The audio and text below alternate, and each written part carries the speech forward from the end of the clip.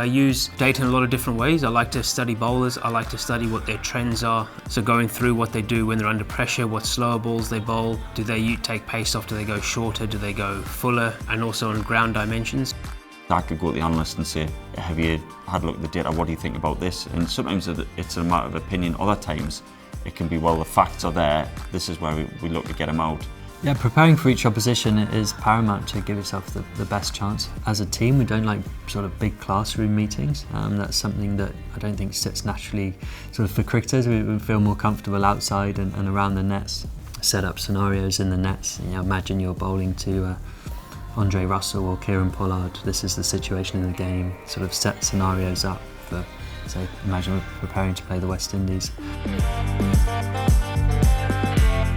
I study all the bowlers because cricket's an evolving game. People are trying to find new tricks and learn new skills. So we have a video analysis who puts a lot of things on an app, and you can just sit in your hotel room and watch through their actions, their variations. From that you can sort of work out plans and game plans and how you want to go about it. I would look over certain guys, for example in the Sri Lanka game, the opening left-hand I'd played against Dick Weller before, who would play in the middle order, and he'd often scoop me. So we were looking at, what's best to start with in the power play overs, because you only get 2 fielders out. And the analyst had done some recent footage of Nokia from South Africa, who bowls at a sort of similar pace to me, and Dick Weller didn't look to scoop him. So when Owen Morgan threw me the ball and said, what do you feel? I said, look, I'm going to keep fine leg up to start.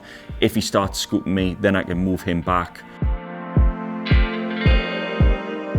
A plan for each pitch as well as the bowlers. I think historically if you've played a lot of grounds, you get a feel of what good wickets are, how they're going to play. I tend to do a lot of homework about what a good score is as well. So as I said, if a good score, an average score is 180, then you're generally going to be having to look higher than 180. So it might be a 190 or a 200 might be the winning score.